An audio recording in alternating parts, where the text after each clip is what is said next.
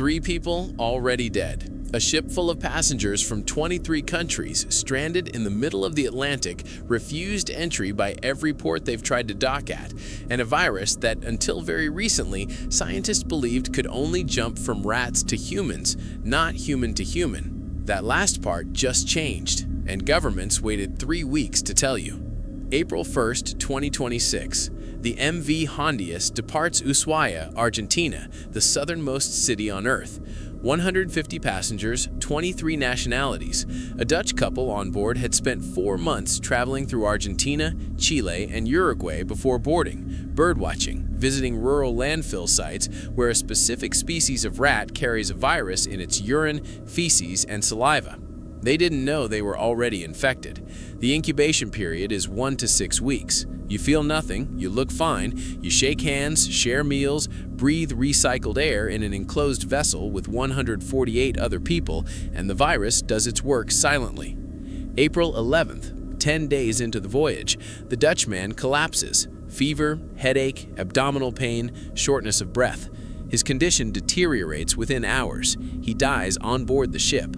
His body stayed on the vessel for 2 weeks because no port would accept it. April 24th, the ship reaches St. Helena, a tiny British island in the South Atlantic, population 4,500. The body is finally removed. His wife disembarks. She is already sick. She boards a flight to Johannesburg on April 25th. Pressurized cabin, recycled air, hours sitting next to passengers who have no idea what they're breathing. She deteriorates mid-flight. Emergency services meet the plane on the runway. She dies in the emergency department on April 26th. That flight just became a contact tracing nightmare across 4 continents. France identified 8 nationals on that same flight.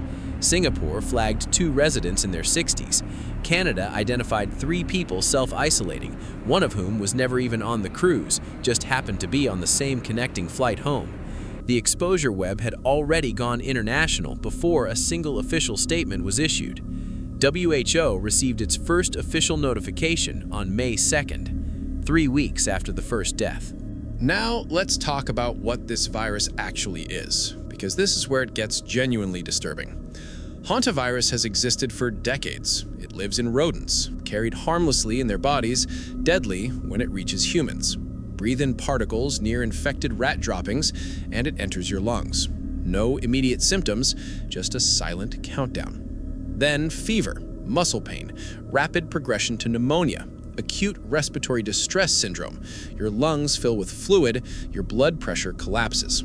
The mortality rate for confirmed cases runs between 35 and 50%. COVID's early mortality rate was around 1 to 2%, and the world shut down for that. There is no vaccine for Hantavirus, no antiviral, no specific treatment. If you contract it, the only intervention available is a ventilator and intensive care, medicine keeping you alive while your body fights something it has no pharmaceutical answer for. What makes this specific outbreak uniquely dangerous is the strain. The Andes virus, found in South America, is the only Hantavirus on Earth known to spread human to human. Every other strain requires direct contact with infected rodents. This one doesn't, and a 2018 outbreak in Argentina already showed what that looks like. A birthday party where multiple guests contracted it from one infected person, then spread further at a wake when the deceased's wife attended with a fever. A birthday party became a chain of deaths. The MV Hondius had 150 people, recycled air, shared dining halls, and nowhere to go. Now, here's what nobody explained properly. Why did it take 3 weeks? The MV Hondius is a Dutch-flagged vessel operated by Ocean-Wide Expeditions. When the first man died on April 11th, the ship's medical team was dealing with an unidentified severe respiratory illness. No immediate confirmation of what it was. The vessel continued its voyage while passengers remained on board, and the body stayed in the ship's morgue. By the time his wife died in Johannesburg on April 26th and lab testing confirmed Hantavirus on May 2nd, 30 passengers had already disembarked at St. Helena. Several had boarded connecting flights to Europe, North America, Asia. The exposure network was already global. Then came the ports. The ship attempted to dock at Tenerife in the Canary Islands to evacuate passengers. The regional president of the Canary Islands publicly refused entry, said he could not allow the ship to dock, citing the safety of his population and their trauma from COVID. WHO responded by stating Spain has a moral and legal obligation to assist. Spain did not move. The ship is now anchored off Cape Verde, a small island nation with limited medical infrastructure, not equipped to handle a full hantavirus evacuation. 146 people from 23 countries still on board, all of them inside the 6-week incubation window. Symptoms could appear at any point. The people who disembarked early across 23 countries, nobody knows where they are right now. And then there's this. A post on X from June 2022, 4 years before any of this, reads simply, 2023, Corona ended, 2026, Hantavirus. That post now has 255,000 likes and 100,000 reposts. The account has 4 posts total.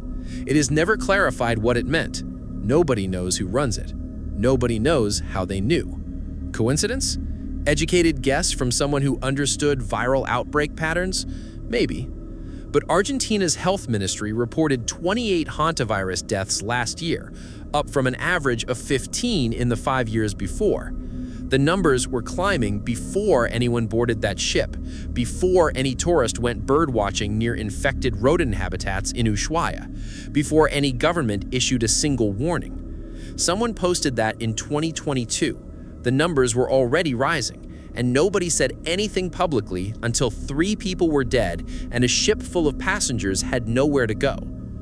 WHO Director Maria van Kerkhove said this week hantavirus is not the next COVID. Global risk is low. She's probably right. But in January 2020, officials said the same thing about a respiratory virus spreading in Wuhan. They were probably right then too, based on what they knew. The problem was never whether officials were lying. The problem was what they didn't know yet and how long it took for the public to find out. 3 dead, 5 confirmed, 8 suspected. A contact network across 4 continents still inside the incubation window. A 2022 post that called it. A ship no country will accept. And a virus with a 50% kill rate that medicine has no specific answer for. Probably not the next pandemic, but probably is doing a lot of heavy lifting for 146 people sitting on a ship in the Atlantic with nowhere to go. Do you think governments are being straight with us this time? Because we've all heard low risk before.